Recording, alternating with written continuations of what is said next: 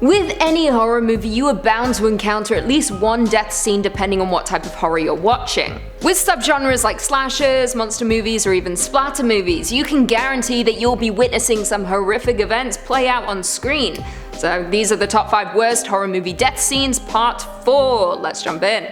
Coming in at number 5, we have Casey Becker from Scream. Now, I think it's safe to say that the opening 8 minutes of the first Scream movie are utterly memorable, simply because of how shocking it was and how sad Casey Becker's death was. Released in 1996 and directed by Wes Craven, Scream stars the likes of Neve Campbell, Courtney Cox, Rose McGowan, Matthew Lillard, Skeet Ulrich, and Drew Barrymore, with the film following Sidney Prescott, a high school student who becomes tormented by a mysterious killer dubbed Ghostface. I should preface this point by saying that Scream was marketed as a Drew Barrymore movie. She was front and center on the poster, with her name securing funding and distribution, because in 1996 she was one of the biggest stars. I mean, she still is, just not as big. So of course, when these first 8 minutes of the movie took place, folks were left gobsmacked. The movie kicks off with Casey Becker, played by Barrymore, home alone, making popcorn and getting ready to watch a horror movie. However, when the phone rings, she is forced to fight for her life. On the other end of the phone is a mysterious voice, a voice that torments Casey, making her play a game that will always end in her death. She is made to answer questions about horror movies, and when she gets a question wrong, the lights outside flick on, revealing her dead boyfriend. Ghostface then enters the home, chasing Casey around before she finally escapes outside. She runs through her yard with her parents' headlights in the distance, indicating their arrival back home. But they won't make it in time. Ghostface stabs Casey multiple times, leaving her to die, as her parents enter their home without even realizing their daughter is dying just a few feet away from them. It's very sad, very shocking, and more importantly, stole the technique which Hitchcock used in Psycho, in which he fooled the audience into believing they knew who the protagonist was, but they were wrong. Before we jump into number 4, be sure to give this video a big thumbs up, really helps us out a lot. Coming in at number 4, we have Tina from A Nightmare on Elm Street. Now, in our previous list, we discussed the unfortunate death of Glenn in A Nightmare on Elm Street, and we're back again, but this time with Tina. Released in 1984 and directed by Wes Craven, A Nightmare on Elm Street follows Freddy Krueger, a villain who plagues people's nightmares, pulling them into Dreamworld and attempting to kill them with his bladed glove. And of course, if he kills you in Dreamworld, you die in real life. A group of teenagers in Springwood, Ohio soon discover this as they become tormented by the deranged killer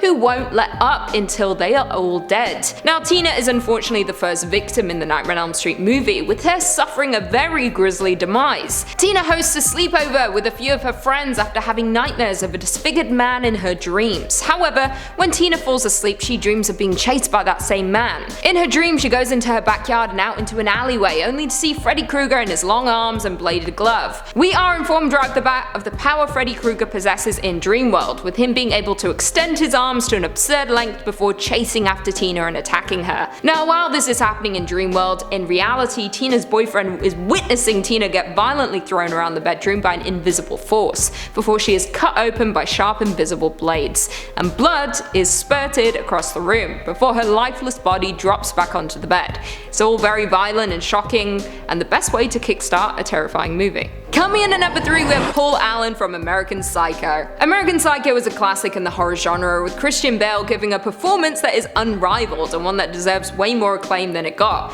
Released in 2000 and directed by Mary Harron, American Psycho stars the likes of Christian Bale, Willem Dafoe, Jared Leto, Josh Lucas, Chloe Sevigny, and Reese Witherspoon, with the movie following Patrick Bateman, played by Bale, an investment banker in the 1980s who, over the course of the movie, is revealed to be an American Psycho, with his gruesome life as a serial killer being revealed over the course of the movie, with Bateman preying upon prostitutes, work colleagues, and even random strangers. Now, in one of the most jarring and unexpected scenes, Patrick Bateman lures his co-worker Paul Allen back to his apartment after a night of drinking. Now, all is okay to start with, that is until Allen becomes increasingly aware of his environment, the covered furniture, the paper protecting the carpet. What exactly is going on? Bateman, however, seems unfazed, turning on Hip to Be Square and dancing around his apartment while putting on a raincoat, with us, the audience, knowing exactly what's about to go down. While moving around his apartment, Bateman delivers a monologue about the artistic merit of the song, before grabbing a very polished axe and brutally murdering Allen. Now, although we don't see direct shots of the death, we do however see the blood spatter all over the face of the grinning Bateman, and that alone is incredibly disturbing.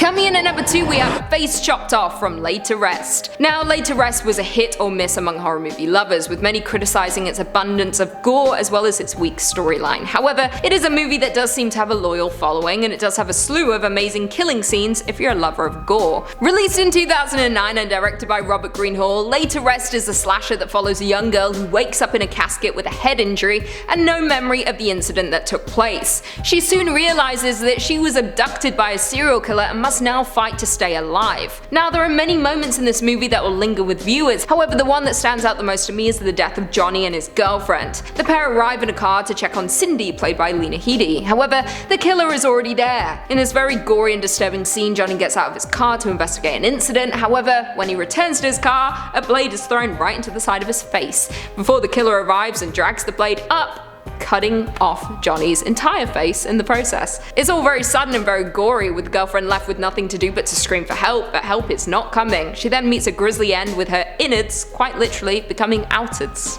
It's great. And finally, in at number 1, we have Staircase from High Tension. High Tension is one of the more depraved and disturbing movies on our list, with it certainly lingering with all those who have seen the movie, particularly one scene. Well, if you're me, that is, this scene. This one I just can't seem to shake. Released in 2003 and directed by Alexandre Aja, High Tension is a French slasher that follows best friends Marie and Alexia, who decide to spend a weekend at Alexia's parents' secluded farmhouse. However, on the night of their arrival, their getaway turns into a living nightmare as they are forced to fight for their own survival with a killer on the loose. Now, the movie did garner a slew of negative reviews, specifically surrounding its plot twist that made absolutely no sense whatsoever. Roger Ebert even stated, I quote, "The plot hole is not only large enough to drive a truck through, but in fact does have a truck driven right through it."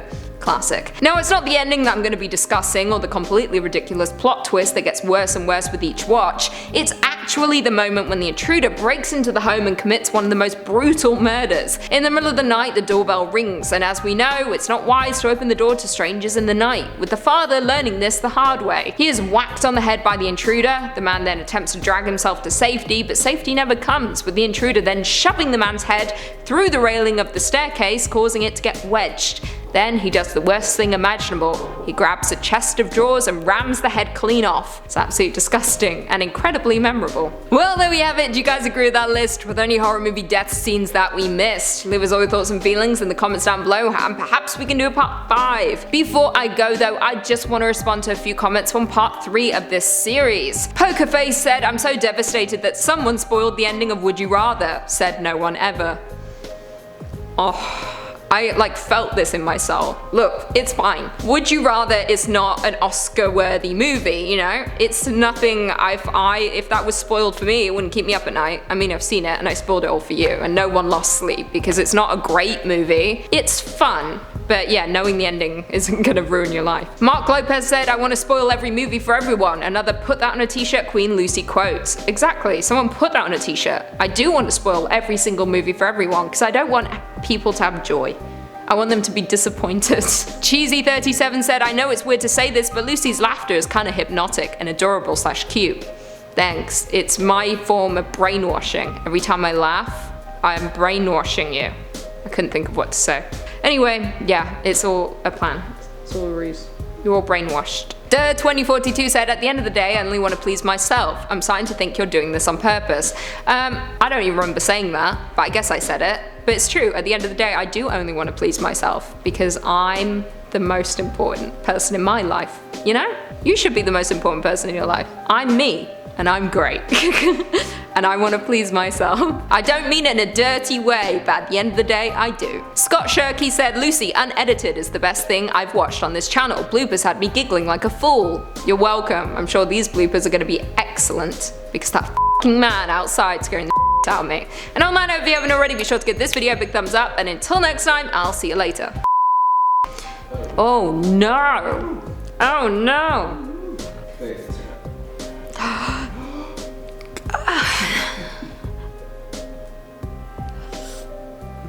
Get ready. Breathe. Huh? Paul Allen. You like American Psycho? I got that vibe. Oh, I just put Paul like I know him. I did put Paul Allen in the thing, but I forgot. I guess I just like him. Paul. My friend Paul. Rip. Patrick Bateman. I'm on the balls today. Thank you. God, it's too many Bates. I'm thinking of Patrick. It's because I love Norman Bates. Young girl who wakes up in a casket. Oh my god, that guy scared the out of me. Oh, wow. Holy did that scare you? Did you see him? It did, because I forgot I saw him before. That was horrific. I got so hot so fast. I was like, I want to see my reaction to that. That scared me. That was scary. My heart's going pitter patter, pitter patter. I feel sick, like I could throw up. What? I thought the leg blew up or something. I thought he was coming in here to kill us. Shut it!